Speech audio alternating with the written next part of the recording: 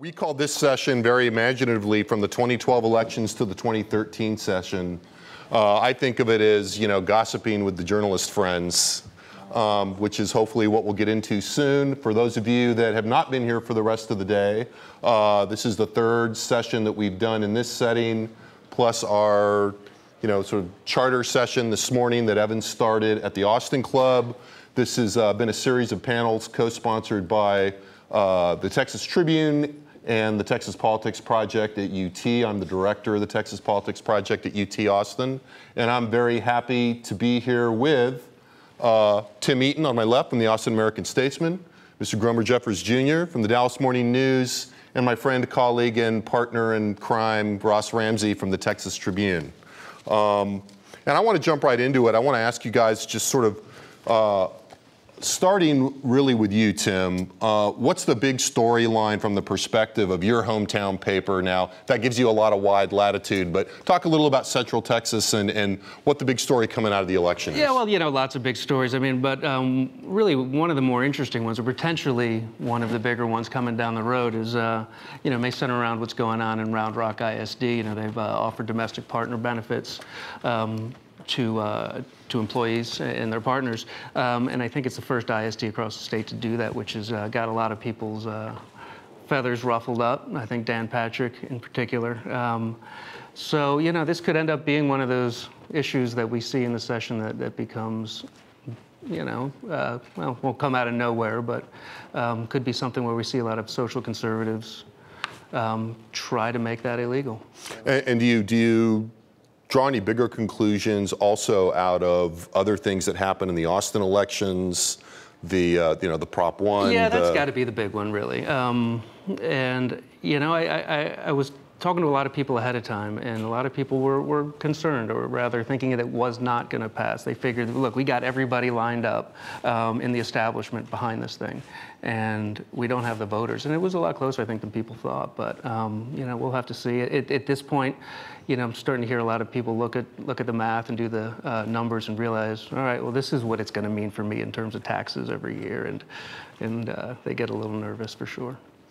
Gromer, about the Dallas area? Well, the big race was the Senate 10 race. Wendy Davis held on to beat Mark Shelton. That was an important race for Democrats in North Texas, and pretty much for Democrats statewide, because if she loses that race, it's sort of demoralizing.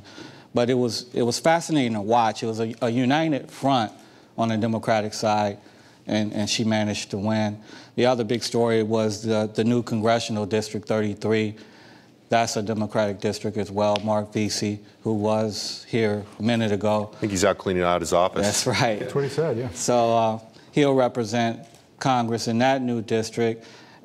He won't have a lot of time to rest, though. Depending on what happens with redistricting, you might see another battle or rematch with Domingo Garcia, who vows to sort of bring more Hispanic voters to the table. And I mean, that race was only 1,100 votes, so depending on the makeup of the district, we might see another big race in that district in 2 years.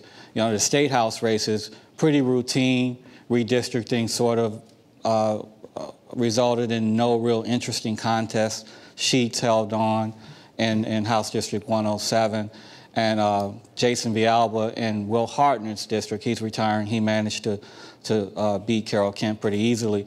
What I think we kind of missed was Linda Harper Brown struggled in that new district. As you know, Rodney Anderson was sort of cut out by redistricting, so you had a lot of Grand Prairie that Linda Harper Brown had to appeal to.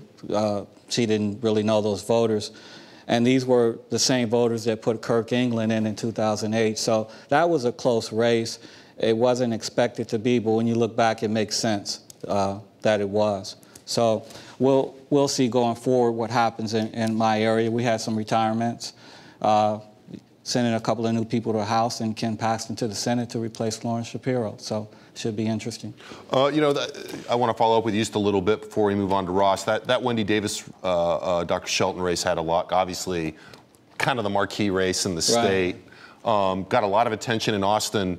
Can you tell us something from the ground in the Dallas-Fort Worth area that we didn't see here? I mean, what can you tell us about that race that we don't know?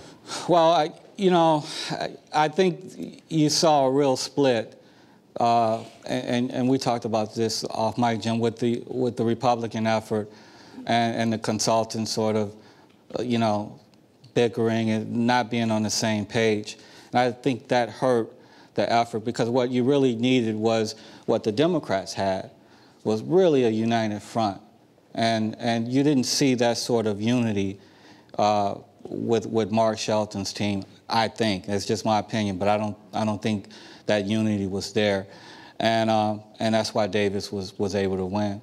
It's kind of only your opinion because people don't want to talk on the record about exactly. it, right? Well, there was a stolen votes memo that went out. You saw this, right? Yeah. There were a small number of precincts that went overwhelmingly for Davis and overwhelmingly against Shelton. The Shelton campaign was, whining about it the next day. I noticed nobody filed an official complaint. Right. They filed a press release and kind That's of whined almost about official. it. But it looks like, it's kind of to what you're talking about. If those numbers, you just look at those numbers and you go, the Democrats really had a great get out the vote routine going in these 8 or 10 or whatever the number was of Democratic districts. And it's been described to me anecdotally as they did an old-fashioned go knock on their doors and throw them in the van and take them to the polling You're place. starting to see their efforts from several years ago, bear fruit. Great voter file. They target voters now better than ever before. And so in these swing districts, particularly in presidential years, they really have a shot at winning. And you see it in the Gallego congressional race. On the ground, targeting voters, they know where the Democratic votes are, and they're able to turn them out. Now, if they can just make it work on a statewide level, then one day it will. But in terms of those in-district races, in swing districts, during presidential years, it's pretty tough to beat, at least in North Texas, tough to beat Democrats. Seems to be one of the emerging tales of this cycle that's percolating down from the national level is this kind of Sasha Eisenberg, discussion about the renewal, the kind of a re-injection of targeting that has really resulted in a reinvigorated ground game and the importance of renewed attention to the importance of getting out the vote and how much more efficient that's become. Oh, and we saw it in the presidential election. Sure, remember the question, ground game versus enthusiasm?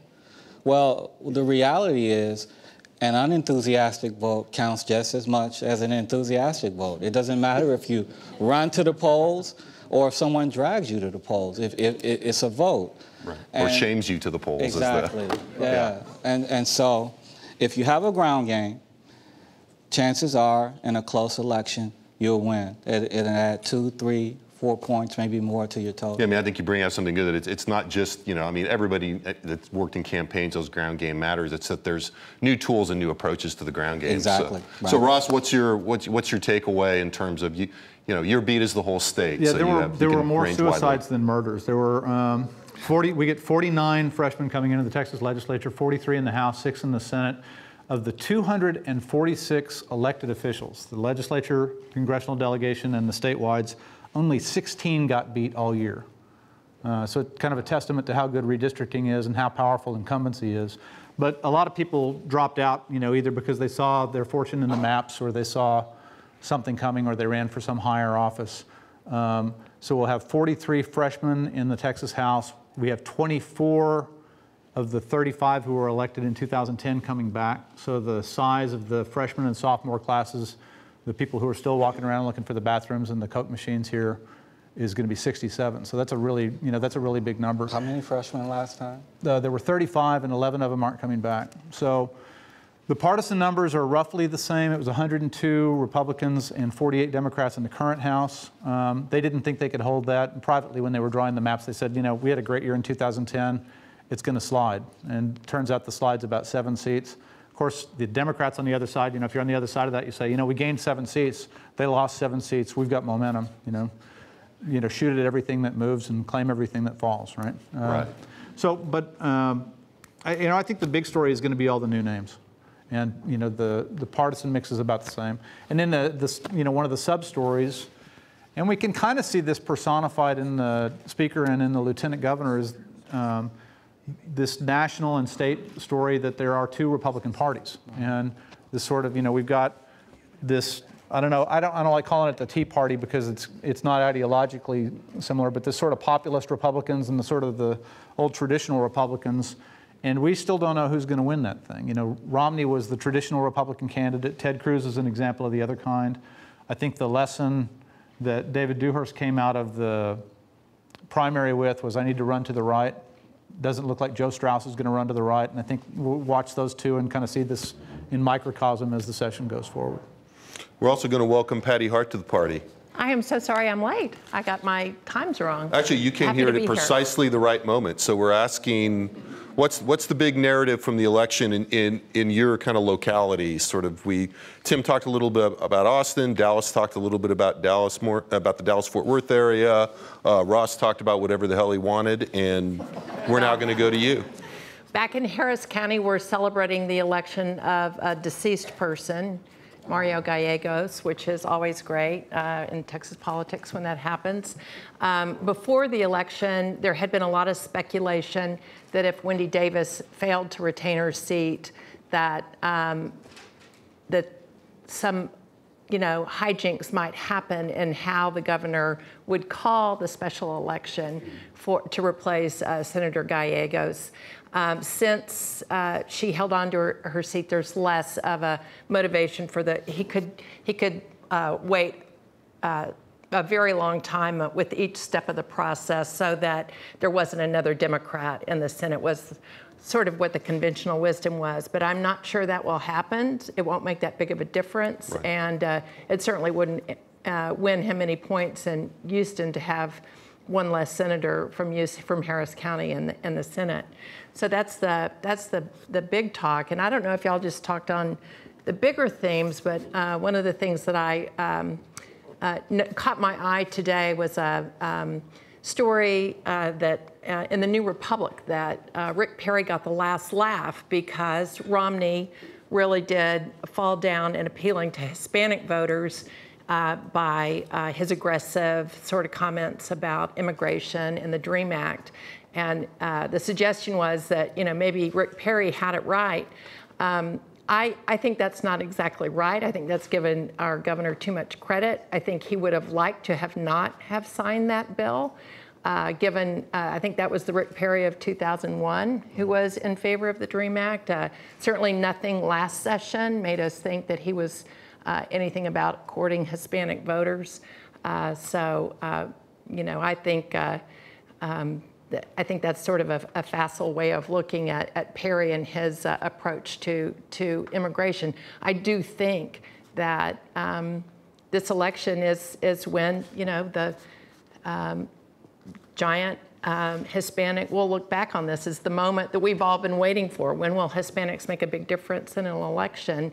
The question that I have is, did anybody in Texas learn that lesson? Because I think, that there is going to be, continued march to the right here in Texas. I'm not sure that's going to, do the Republican Party any favors in the next election cycle, because I think if the numbers are true, the exit polls are true, that Romney, that Obama did get such a big bump from such a large, unprecedented turnout, then that's going to happen here in Texas really soon. And so the Republicans ought to start reassessing how they deal with that voting block. The other voting block that I don't want to not mention is women, and Kay Bailey Hutchison had some comments about that this morning with Soledad O'Brien, which is that she feels like her party made the mistake of not sticking to its economic message, that's the strongest message that the Republican Party has, that, in her words, if you try to get into what many people consider personal issues, it's hard to build a party around that that's a very centered party, or it has a center of gravity. And so she was, pointing out that her party has some work to do on those issues. And if you look at the exit polls, there was a gender gap. We were told there wouldn't be, but I think what I'm hearing is that 55% of women went with nationally, yeah. Yeah, nationally.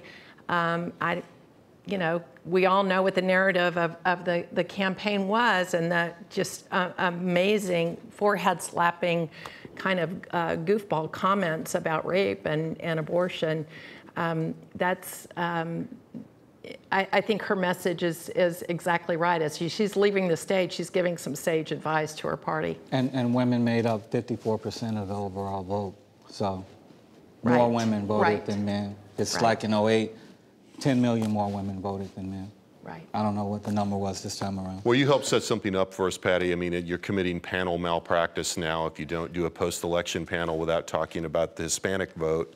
Although, I think I'm a little more skeptical than you are about how it's playing out in Texas. And, I think the effect is a little bit mixed. What do you guys think, Tim? Yeah, I think it's going to be really interesting to see what the Republicans do with this. On one hand, they've got to pay attention to these factions of the party that got them elected, the ones that want really strict immigration laws. And at the same time, I think a lot of leaders in the party, I think particularly Steve Munisteri, the state chair, wants to, welcome Hispanics in a lot more, wants to tone down the language and make them feel more comfortable. I don't know how much buy-in he's got. At last check, David Dewhurst still is opposed to in-state tuition for undocumented immigrants. I think that's something a lot of Hispanics maybe take personally, maybe are offended by. But he's sticking to his guns. There's huge numbers of people in the state house who agree with him and want to reintroduce these bills. But at the same time, I guess I see, moderate Republicans sort of cringing a little bit when these bills get brought up. Well, I wanted to pick up on something Ross said about that, because I think that, when we look at the division inside the Republican Party, when you look at it in terms of polling numbers, when you look at it at the distinction between the stuff that we've done in the inside intelligence poll, for example, Ross's, that a bunch of people in this room are probably on, Ross's survey of people that work in the process versus our general polling, and you look at the discussions inside the Republican Party, the split is not just a vertical split down the middle between traditional and moderate Republicans or moderate and more conservative Republicans. It's also a bit of a vertical split, too, between the base and a faction of the leadership that is thinking in the longer term, thinks about demographics, thinks strategically, but also, has contention with other people that are still opportunistic and understand what's going on in the base. So the incentives, I think, electorally inside the party are very mixed right now. What were you going to say, Gromer? Well, you can only pay attention to the election that's in front of you. And if you look in Texas this year, Dewhurst got mauled and knifed in the alley by the base of his own party. And so if you're a candidate in 2014 and you see that, and you see how Rick Perry just devastated Kay Bailey Hutchinson, who, many consider a moderate, then the motivation is not to look at the national election and say, well, you know what, we have to look out for the Hispanic vote is coming and we don't want to get trapped. No, the motivation will be, well, let them show us. And until then, we're going to run with what works. And what works in Texas for Republicans so far is running to the right. I think on the morning panel this morning, Jason Johnson said something who was the involved in the Cruz campaign, said something very interesting. He basically said, I think if there's something that comes out of Ted's campaign, it's that there's going to be no more anointments in the Republican primary. Well, the other thing that's different here is in national elections, you have to go through a general election. So you've got to keep at least a toe in where moderates can come to your candidacy. In Texas elections, you don't have to have a general election unless you're in one of those 4 or 5 or 6 or 7 House districts. So in the general election yesterday in Texas, you had to have about 4 million votes to win, but it didn't really matter to Republicans because they were all in the 57, 56% range. It wasn't really an election. In the Republican primary, where they had to win in order to become statewide officials, they only had to win about 740,000 votes. And it's an entirely different electorate. It's an entirely different set of issues. And they can run in a way, and they're running in a state where they don't have to say, I'm going to run to the right for the primary, but then I'm going to repair that. This is where Mitt Romney stumbled some. I'm going to repair that and come back to the middle. They never have to come back to the middle. There's no repair necessary. So there's, right. So you know, as long as that's the case, this fight in the Republican Party, it's like rewinding or winding back 40 years and saying, well, you run in the Democratic primary and then you're done.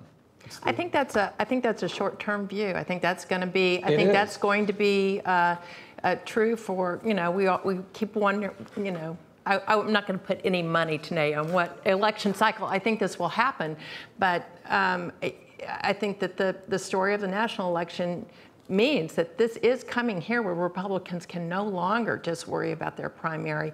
And you go back, you know, it didn't do George Bush any harm to reach out to Hispanics.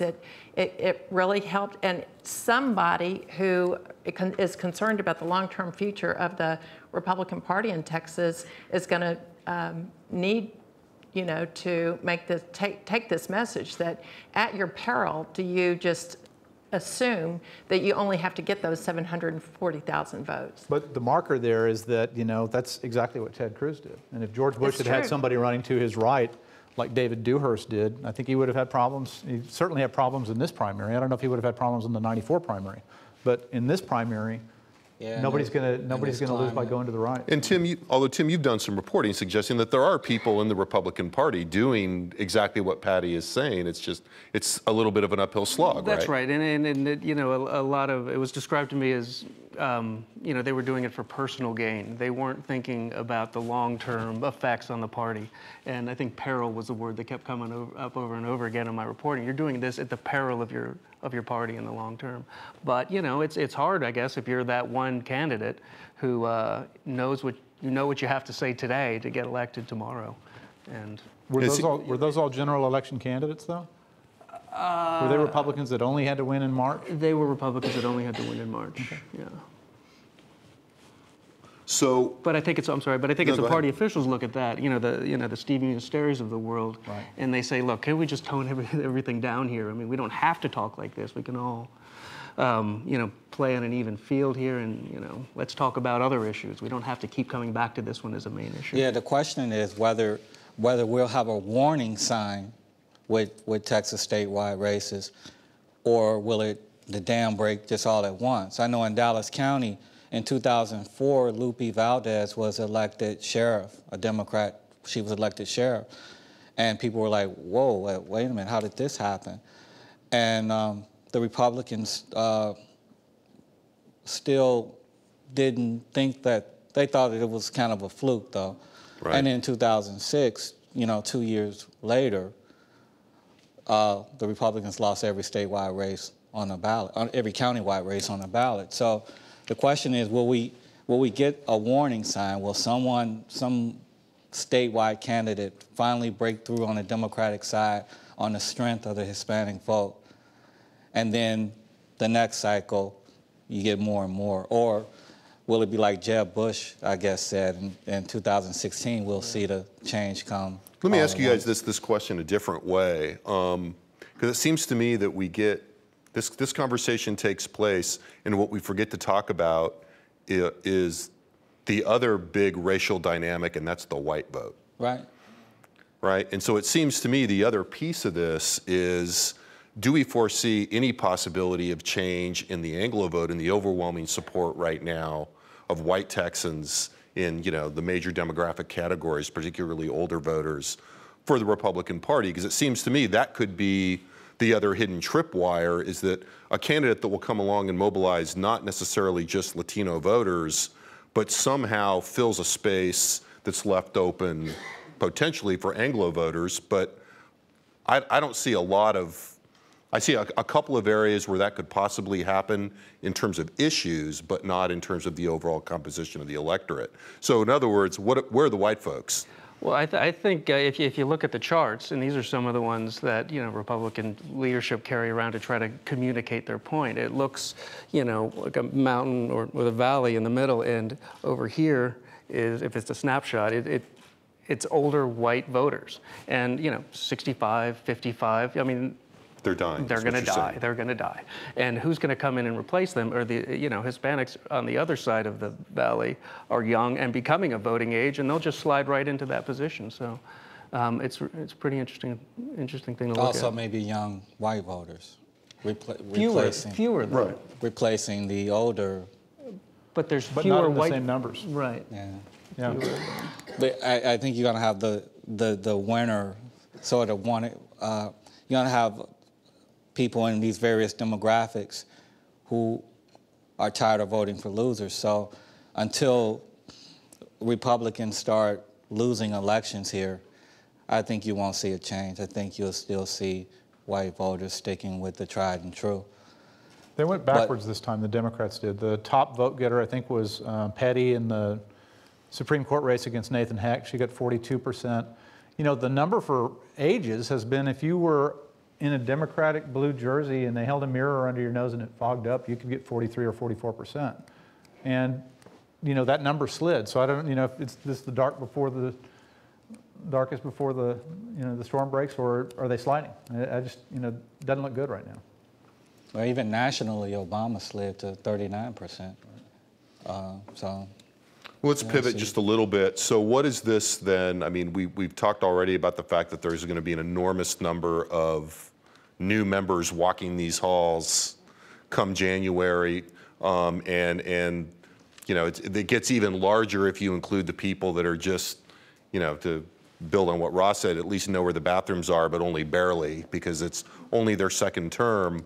What does the election tell you about what we might expect from the session at this point? Any big differences? Has it moved left? Has it moved right? Are we going to see a big change in the climate that we saw last time that I think everybody agreed really at the end was kind of one of the most grinding of sessions we'd had in a while? How does it look, Patty? I want to make the observation first that I think privately, one of the people who is really very happy about the Wendy Davis victory was Joe Strauss, because if that hadn't happened, he would have been, the House would have been the place where really crazy town legislation would have had to stop, because of the Republicans could have just written the agenda. So I'll just make that observation. I do think he is going to have a difficult session anyway with fewer Republicans. He may see it differently. I mean, it may be, and you can tell me, Ross, what you think. Is it going to make it easier or harder for Strauss to have fewer Republicans? I think it's easier, because he doesn't have, if you're the third parties outside, and you know who you are, if you're the third parties outside yelling at the speaker, and part of your thing is, you got 100 votes over there, you got 102 votes over there, you ought to be able to, you could, It's true. You could pass anything you wanted, and yet you won't, so you must not be a conservative. I think he's, got a little buffer there. I think the House is still where crazy town comes. I think that it'll get there slower now. The Democrats will provide more of a speed bump. It's a higher speed bump in the Senate, but I think school vouchers, end of testing, all of these kinds of things are going to come flying out of the Senate, and if they die in the House. Right. Yeah, I agree, particularly with school vouchers. You have a new, who's Patrick in the Senate? It's over a new education. sheriff in town? Yeah, a big loss with Shapiro gone, but I guess he's committed to vouchers. Well, he committed before he was appointed, something. which was actually sort of a statement from Dewhurst. Patrick was quoted, I think, in the Chronicle, right? Mm-hmm. Saying, vouchers is going to be the voter ID of this session. Right. And I'm for them, and, we ought to push them. And then David Dewhurst appointed him. So it's like he made a statement, and then Dewhurst made a statement. He was actually saying that at the National Republican Convention this summer. So, yeah. But I don't think Strauss wants that, and I think vouchers die in the House.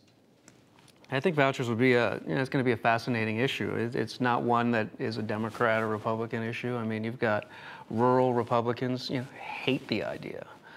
You've got, it's all, even within religions, right? You've got the Catholics who love the idea, Baptists hate it. Which just sets up for one glorious fight that could flow. Easy, boy. Yeah, looking forward to it. We hate when they do this. Makes for good newspaper stories.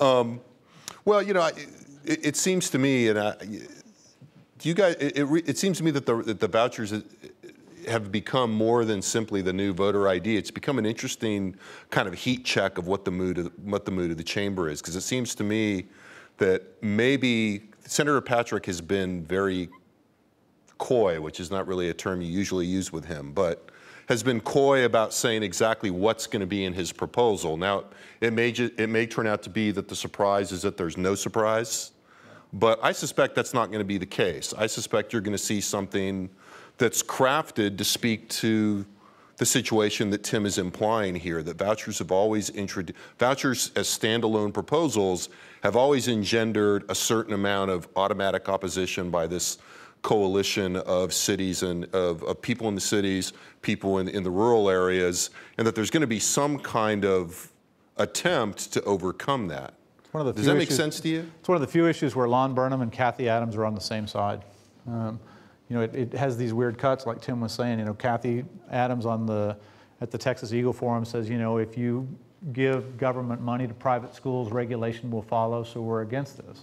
The Garnet Colemans say we're against this. The rural Republicans and Democrats say, the community center in our community is the school system. Don't screw that up. And besides which, why would you take money out of our school system to send city kids to a private school? Because our kids don't have a private school they can go to anyway, so why are we playing?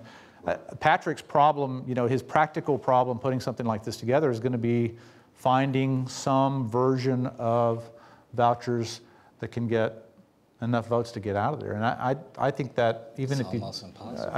I think it's really, really tough. Pilot program. Right. Well, yeah, last time they had the pilot program, and then they had the great Charlie Guerin maneuver where they had a pilot program that looked like it was going to pass until he amended it so that it went in the sponsor's district. One of the things I always found fascinating about the vouchers issue is it's always been such a conservative issue. It's one that they've loved and wrapped it up, but it's also ones that, in some reporting that I've done, has been very, very popular in poor urban neighborhoods among the voters and among the parents.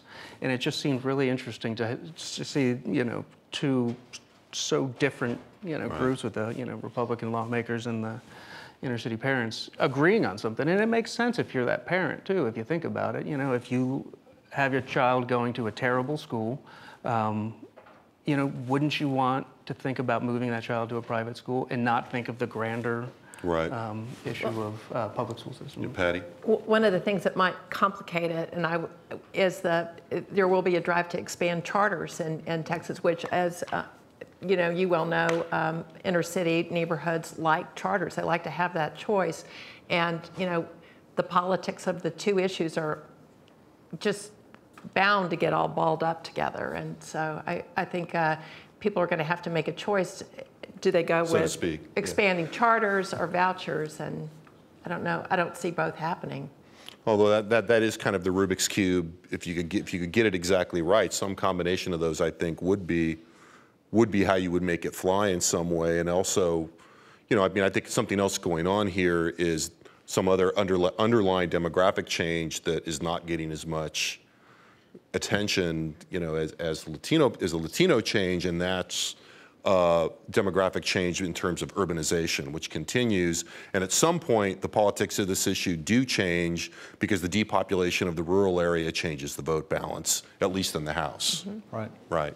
Well, in the Senate too. So, I want to go on to another sort of set of issue topics for the legislature. In the last panel, where we had former heads of HHS, Education, Transportation, and former head of the LCRA, we talked about water, transportation, et cetera, infrastructure, and kind of human capital issues. And I ended the panel by asking everybody, after we'd kind of unpacked some of the issues, are you optimistic or pessimistic about the ability of the incoming legislature to actually move forward a little bit on some of these needs that, as we've seen in that Inside Intelligence poll, people really inside the process think are really important. Right. Only one person, the most negative response we got was neutral. Everybody expressed a sense of cautious optimism, and they're not currently heading those agencies, so they weren't necessarily trying to front load. I'm wondering if you all think that the discussion of these infrastructure issues, and let's focus a little more narrowly, particularly water and transportation, has gotten to the point where the legislature may actually move forward on this time. I would say cautious optimism I probably agree with that. I think a lot of people are in agreement that at least some of the rainy day fund will be used one time with water issues. So it's a start, I suppose. You seem a little more skeptical over there. I'm just reading body language. I'm not so sure. I mean, with just the fact that he was shaking his head. Yeah. I'm very deaf that way. 2014 coming up, you know, Ross just talked about all the new lawmakers coming in, and if you're charged to, you know, to guard the pocketbook and the wallet and watch every dime and all that stuff, I mean, I don't know. I think if the problems with water and infrastructure and all of that reaches a point where you have to do something, yeah. But if we're not there yet, then I wouldn't hold out much hope. Ross, what do you think? So it's always easier not to do something. Right. And school finance gives them a reason on financial issues not to do something. They can say, you know, it would be nice if we had this much money for water, or this much money for roads, or this much money for whatever in the budget. Or it would be nice if we could come in and fool around with the franchise tax, or we could adjust the, you know, the high cost gas exemption, all of these kinds of things. But let's don't mess with anything that involves numbers while school finance is in court. And the general expectation seems to be that John Dietz, the district court judge in this thing, hands up a decision sometime relatively early in the session. It appeals directly to the Texas Supreme Court, and if they kind of do what they've done in years past, the Texas Supreme Court probably waits until after the session to do anything. It gives all the budgeteers all the excuse that they need to say, let's hold and wait and see what the Texas Supreme Court tells us to do on education, because that's going to guide our hand in the money we have, and is going to give us any excuse that we need if we want to take it for fooling around with taxes or fees or any of that kind of stuff. I think it freezes them on big ticket items. What do you think, Patty? I think if there is any movement beyond what I think Ross makes a pretty good case for that. It's such an overarching issue. But I think if there's any area that has a constituency and sort of a steady drumbeat, it's transportation. I mean, remember that Tommy Williams was head of transportation last time. He knows it inside and out. He's been talking about how we've really got to do something. We've got to get honest about how we're going to fund our roads and highways. Now he's at finance. I think that you know, that's one area that has a constituency and that's been put on the back burner for so long that there might be some movement. What do you think that constituency is? Twofold. I think it's engineers and contractors, and I think it's people sitting on MOPAC. I'm going to say people in cars. People sitting on MOPAC, yeah. Well, let me broaden that question a little bit. You know, we're talking about, you know, when you talk about, I think there's a constituency. It seems to me that we've gone through a couple of cycles now that have been very restrictive in terms of funding, a kind of, you know, the hovering specter of the Grover Norquist approach, the governor's fiscal pact. Is there a tipping point at which different business constituencies see that as a problem and begin to find ways to push back, whether it's indirectly through the legislature, whether they express themselves as constituencies in certain committees, and begin to find ways around that? Or is this going to be the normal until you know, the governor's political ambitions get ironed out? Well, you know, there's an argument that nobody will pay for a bridge until one falls down, right? So you come into these situations and you say, we need more roads, and you've told us not to raise taxes. If you can convince voters that that's actually an either or, so that they don't say, wait, there's a third path, right?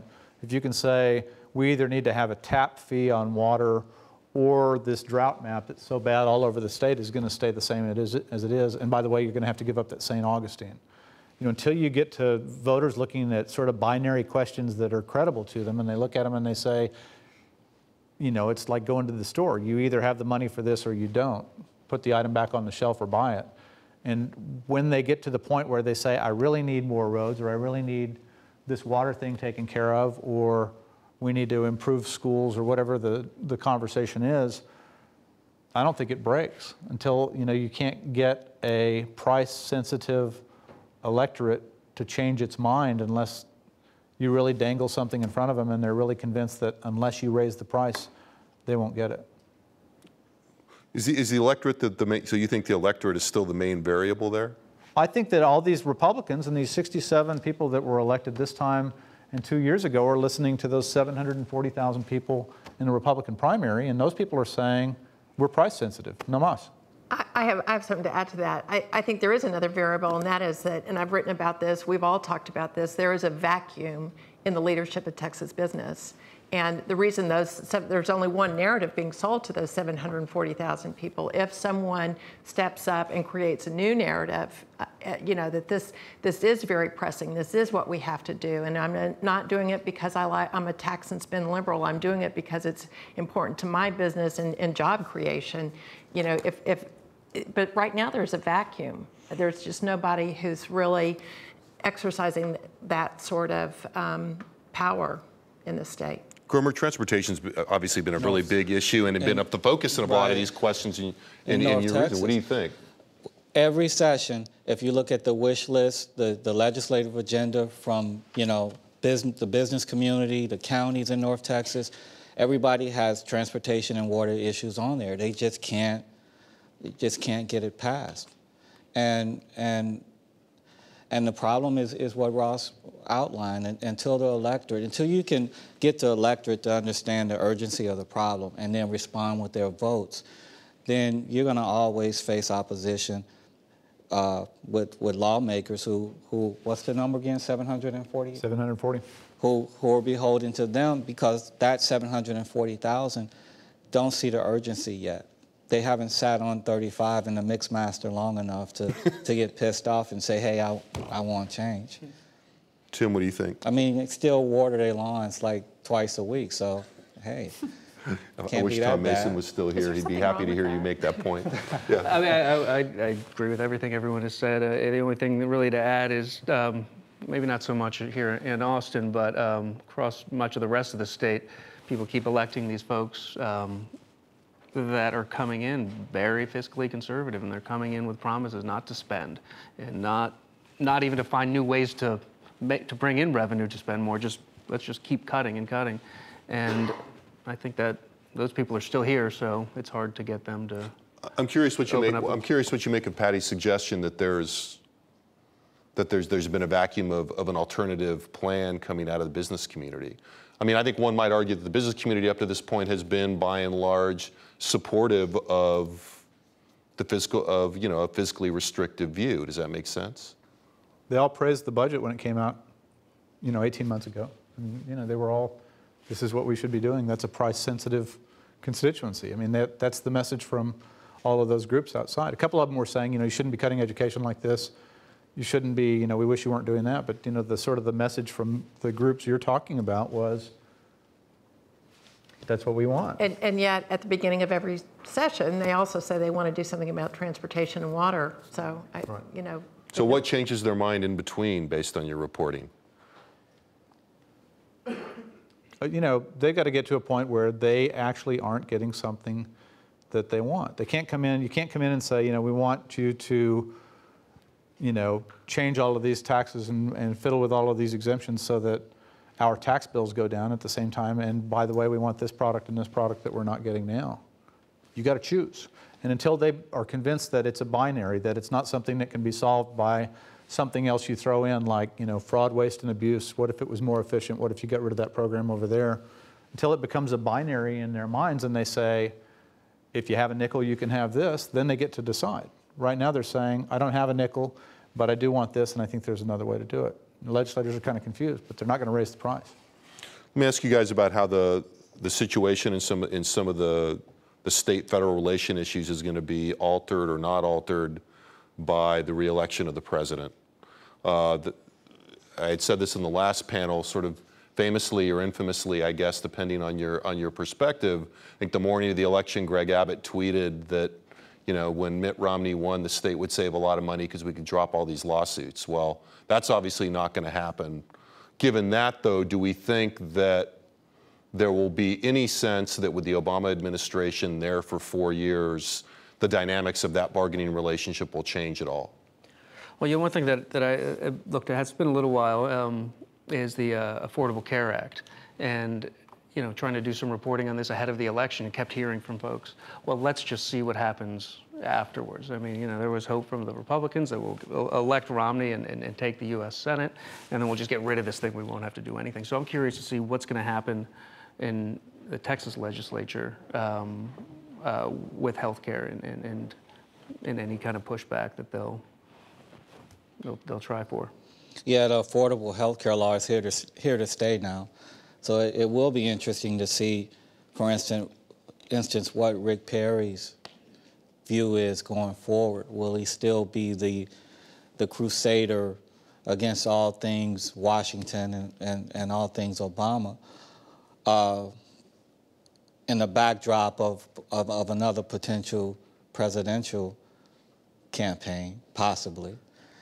And I would like to know if the governor thinks that he can win, and if he could have won Tuesday, and if he can win in this environment, where the electorate is where the electorate is, but that's another question. The other part of it is the governor's race in 2014, which I know Ross can't wait. He can't wait to talk about. He got to 2014 before I did. I know. Yeah, well, I knew I wouldn't have to raise it, that one of you guys would bring it up. Too much on issues. But to see guys like Abbott, I mean, you're right. I mean, will he continue to sue the federal government, or knowing that maybe that gives him credibility with Texas conservatives and a leg up in the upcoming governor's race if he decides to take on Rick Perry, if Perry decides to run? So, you know, those are interesting questions. I think, though, that the Washington bashing, the sort of anti-government mentality in Texas in the legislature continues. Had a Republican consultant in the morning panel, you know, in response to an audience question, say that basically, you know, I'll be campaigning against Barack Obama for the rest of my life. Right. Yeah. And he, you know, I mean, that wasn't his facetious. Yeah, I mean, basically, the way that he couched it was in the same way that you know, Democrats ran against Ronald Reagan for a generation, and you know that it's going to be a formative experience, and it's going to be a formative political symbol. Ross, what do you think? You know, there's one issue where I think they're actually going to sort of come together, and I think it's sort of an interesting moment. Obama wants to do immigration, and the moderates, quote unquote, on immigration are going to be the border governors and border senators. You know, even Rick Perry, when you get to immigration, when the feds start talking about, okay, let's fiddle with policy in the same way that Reagan did, I think that's someplace where they're going to talk. I think these guys are right about the Affordable Care Act. And, you know, one of the numbers in the UT Texas Tribune poll that was really interesting, and we had a lot of fun yakking about, was 1% of Texans strongly agree Congress is doing a good job. 10% somewhat agree, and the rest of them don't agree at all. And as long as you've got numbers like, you know, only 11% of Texans hate these guys, if I'm a political candidate or a political consultant, by God, I hate them too. And I think they'll keep running on federalism as long as those numbers are like that. But I think immigration is going to be an exception to this, and I think it may actually be one of those places where someday in the future, 18 months or 2 years out, there's a Rick Perry, Barack Obama, you know, somewhere in the same photograph. Including a path to citizenship? Well, I don't know what it'll include, but I do think that they want to work this out, and the Texas people and the New Mexico people and the Arizona people and the California people are hearing from their business leaders like Charles Butt and Bob Perry and people like that who say, wait a minute, you're messing with the economy here. This isn't just, you know, something that you get to go bash in a primary. This is our economic life. And they're starting to hear it from the Deep South. If you follow these stories about farming and carpet business and all of these things, Alabama, Mississippi, Iowa. Georgia, right. Well, and the other, you know, and the other piece of that, I think, Ross, politically in terms of federalism, is that if they do choose to go after immigration, you know, the governor can come out with guarded support and the state legislature can all pass irrelevant resolutions opposing what they've done. And I think they the won't have Republicans, anything to do with it. this was Patty's point. I think the Republicans are scared to death that you've got the fastest growing part of the population and only 21% of them are supporting you. That's real trouble. When they come of voting age and that continues, that's a structural flaw. It's real trouble for people that are thinking in the longer term. Right. It's an incredibly cynical way to think about this, but I wonder if Democrats in Congress really don't want immigration reform. You keep it out there, and it allows Republicans just to keep getting beat up over and over again about it. Yeah, I think that may be played out, though, given the trouble they had to go back to recoup. I mean, they did have to make some Colorado was work take this some time, executive action in order to make up for the fact that they thought that they hadn't really delivered. But they really got the best of both worlds, didn't they? With Obama got a boost in the Hispanic vote when he said sons and daughters. You were appallingly cynical, Timmy. No, I think that's learned plausible. it from you. Patty. I don't think anything will change as far as Rick Perry's thinking on the Affordable Care Act. Didn't he tweet the morning of the election that it should be repealed, that it's an abomination? But I do think that there will be a more lively discussion over it, because as it gets put into place, people are going to realize what Texas is, going to turn its back on with Medicaid expansion, and there are constituencies for that as well. And I don't think anyone's going to go quietly and just stay in lockstep with the governor on that one. So it'll be more dramatic than I think it would have been. Then certainly it has been. And they're certainly deeply invested on a lot of those fronts. It'd be hard, I think, for them to turn around. I want to open it up for questions in a second, but I want to do a quick summary because I know you guys all want to talk about this. I want to ask you very quickly, in sequence, does Perry run in 2014? Does he run for president? And perhaps most importantly, or the thing I'm most intrigued by, if Perry does run, do both Perry and Abbott run against each other in the Republican primary in 2014? Well, I'm sorry, were you going to ask someone else? I am. I'm looking right at you. Oh, great. I think 2014, there's a pretty good chance, Perry runs for governor either way. What a great way to keep making money through fundraising, as a sitting governor. You lose some clout, I guess. I wouldn't want to predict the presidency, but it really would be one hell of an exciting race to see Perry and Abbott. Whether or not they would do that, from what I can understand, they're pretty good friends, and there would have to be maybe that would dissolve. So aside from all of that cynicism, you still believe in friendship. Yeah. That's so adorable. I learned that from you too. I think Perry runs for re-election in 2014. I think he sticks his toe in the water for president, but ultimately does not run in 2016. I think he'll, with 1,000 other candidates for an open seat, he'll look at it, but I don't think he does it. And if he does, though, either way, if he does or he doesn't, I think Abbott maybe tries for something like lieutenant governor, and then Perry doesn't serve out the whole term, and Abbott becomes governor. It's the deal they cut for Abbott not to run against Perry in 2014. Now that puts Staples and others on the outside, but I think that's what happens. That's pretty Russian. I'm start calling you Gromer Dostoevsky. Yeah, I think Perry runs again because he didn't bluff about that much, and he said, "I'm interested in running for governor again." I think he's in. I think he's open to the opportunity and leaning toward running for president. I mean, it looks like that to me. And I think he and Abbott do run against each other, but I'm not sure we get to see it. I think they could do that in a living room with 6 to 12 very, very big donors who they have in common, and they go make like a venture capital pitch, and it's like an Oliver Stone movie, isn't it? It's like those people say that one or that one. And, I don't think those guys, I think ordinarily Abbott would run. But I think that based on the Kay Bailey Hutchison experience, everybody's a little bit wary of, those kinds of things. And I think they'd both go to their donors, and I think their donors will decide for them. I'm not sure. I guess I think he'll run for governor again, but I do think he'll run for president again, because immediately after Romney lost, Perry's base said, we made a terrible mistake with going with a terrible moderate. And, you know, so there is going to be a group of people looking for a Republican of his ilk, and I think he'll fill the bill. So supply and demand. Thank you, guys. Questions from the audience? We'll have somebody coming around with a microphone. Let's start over here, and then we'll come back around to Paul. Always make a run every time you're so. No, it's, you know, I think she wore sensible shoes.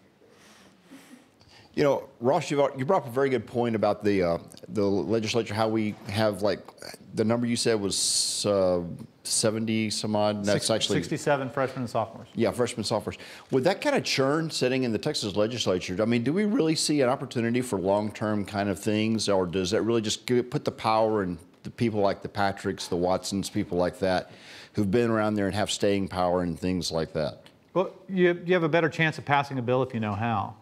I mean, a lot of the freshmen and a lot of the sophomores are really smart people, and, you know, there's probably a governor or a senator in there somewhere, but they've got to figure out how to read a budget and how to make the machine work. And so they're going to be reliant on people with more experience, and I think for at least this session, the people with more experience are going to have an advantage, you know, where they're just going to those guys for votes but not for expertise.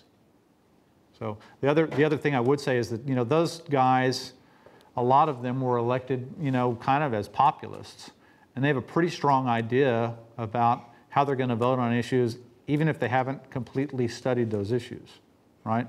Trying to be gentle. But I think they're going to come in with some hardline positions, and, you know, the more experienced people will have to work around those too. Anybody else want to weigh in on that? I think that lack of experience always benefits the lobby. I mean, you're going to be, there's such a limited amount of time, and if somebody has information that sounds good, then these people are going to be thirsty for that kind of thing. So. Down here.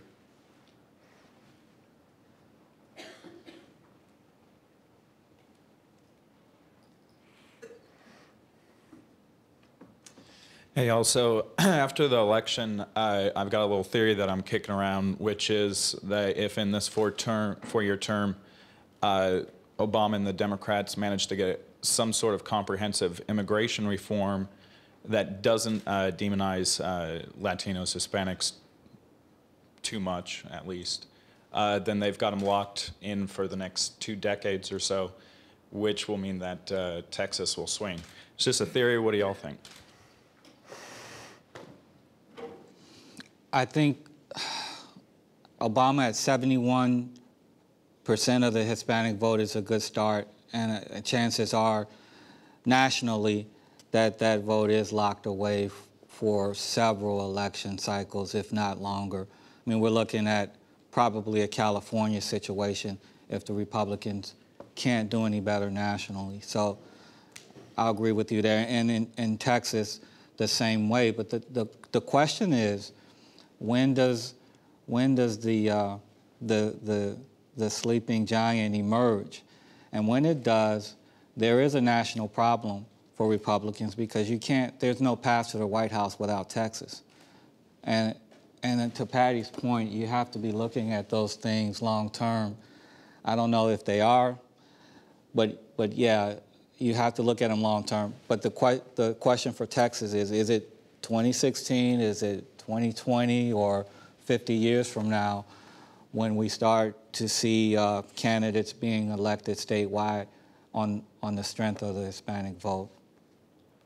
This doesn't really go to your question, but it would be pretty interesting if this point was brought up during some reporting I've done a while ago. But say Texas finally does flip, become a Democratic state, and assuming California and New York go nowhere, I mean, it would be a hell of a long time before a Republican would ever have a chance of getting elected, president, that is.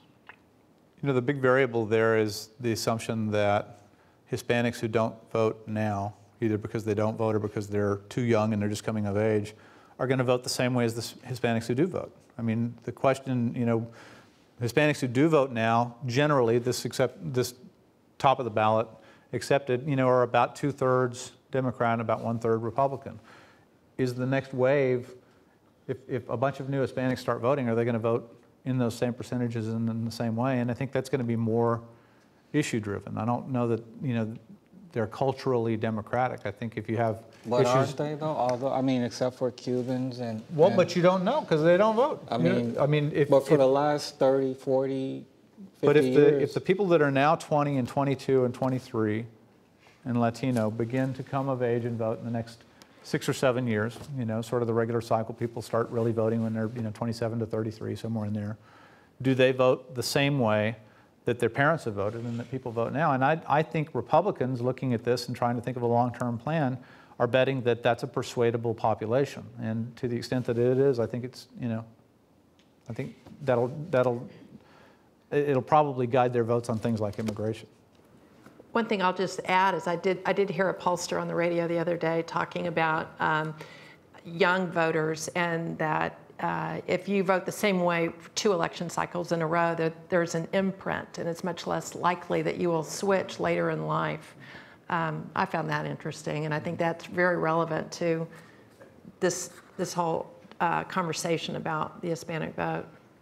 Well, the panel data on that is a little shaky, I would say. I mean, you didn't ask me, but I'm going to answer your question anyway.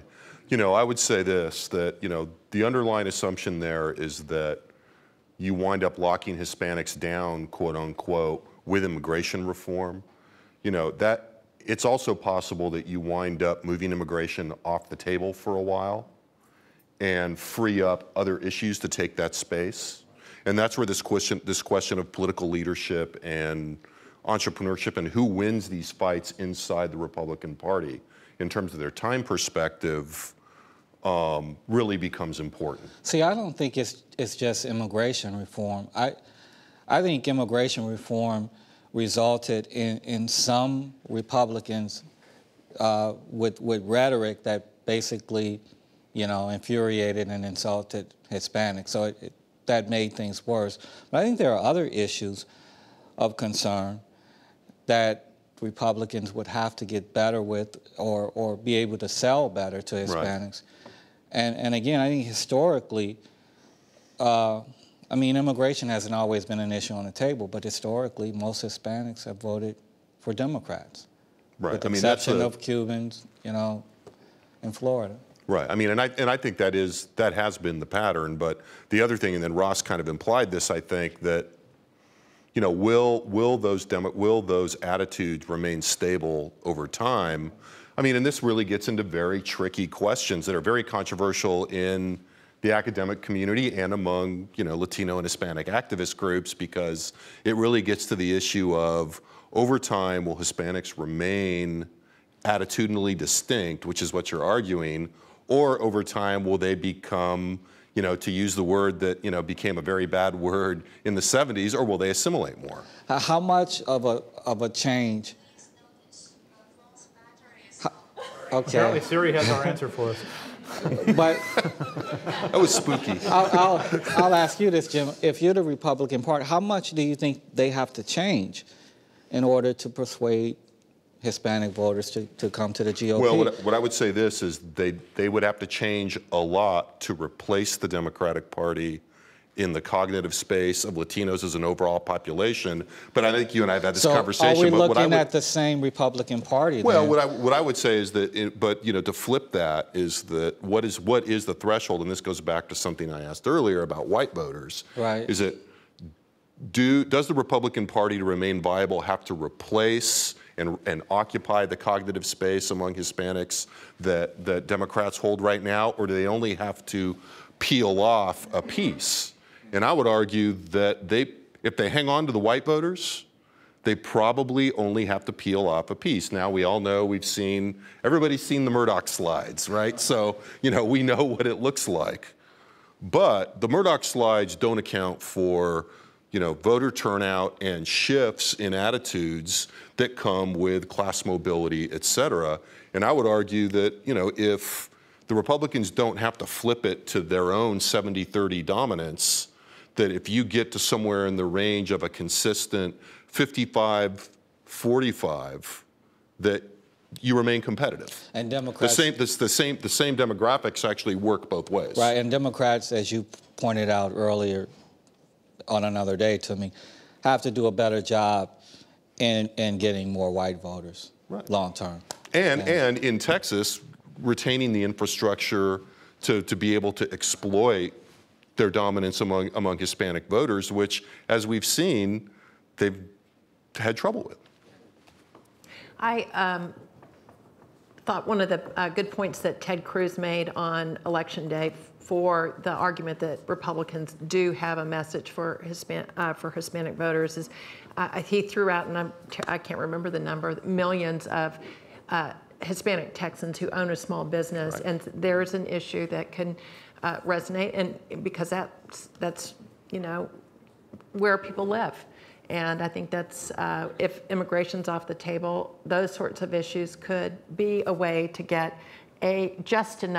peel off just enough people to, sort of mute the effect of a Democratic ownership of that. And not to resort to product placement again, but I mean, this came up in the Tribcast a couple days ago that I did with Ross and Evan and Emily, that, you know, one thing that I think that's very positive that's coming out of this discussion that I would hope is that we could move from talking about the sleeping giant, what all the Latinos are going to do is if they're going to move in one big herd, and begin to differentiate and understand what the internal dynamics among Latino groups are. I think it's necessary from a political point of view. And also, I mean, I think it makes for a higher quality of public discourse if we begin to think in a more nuanced way about what the Latino population looks like in the United States, in Texas, you know, why, you know, Florida looks different than Texas, why North Texas looks different from South Texas, et cetera. We'll have another demographic wave. It used to be the baby boomers we were talking about. Right, well, who will be the Latino Tom Brokaw?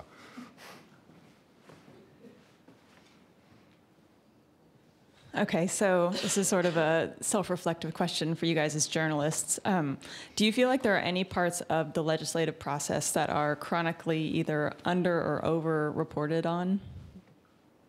That's a good question. Underreported conference committees. That's my pet peeve. You know, we're supposed to know where they are and what the arguments made are and how people vote, and it just didn't happen, including on the budget. Everything that happens in the Betty King conference room. It's like the secret Senate. Right. Absolutely. Well, in terms of you know, I mean, abortion obviously comes up again and again and again. I mean, you can't have a political discussion without it. Yeah. I hate to say it, but the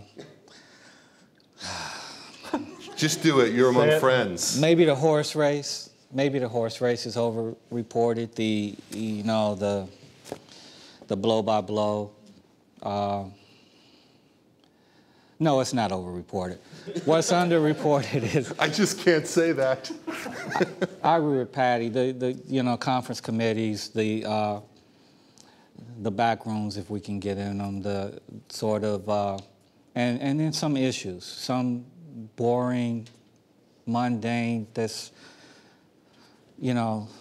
issues that we hate to write about, but are kind of important and would be a service to readers and viewers. For example? Water. Transportation. I mean, those are big deals now, but they went 10, 20 years, people would try to pitch you a story on water and you just go, please. So one of the reasons we're in trouble is it's your fault. Sure. Okay. I'll take it.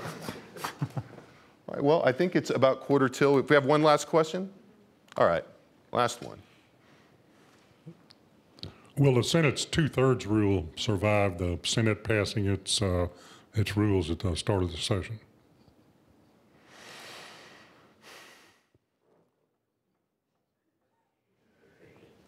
You know better than anybody. I know. I should be able to tell you that. I think it's totally up in the air. I couldn't tell you what I think. I think there'll be a play to water it down, and maybe Dan Patrick has the votes to do that. He tried to make it 60% like Washington, and he may have the votes to do that this time. I don't know if they'll change the number. I think they'll water it down, and I think they'll either do it by lowering it to 60% or by saying it applies except on these issues. Yeah, I don't cover the Senate, but from the discussions I've had, largely I would say people expect it to stay in place, but then again, I have no idea.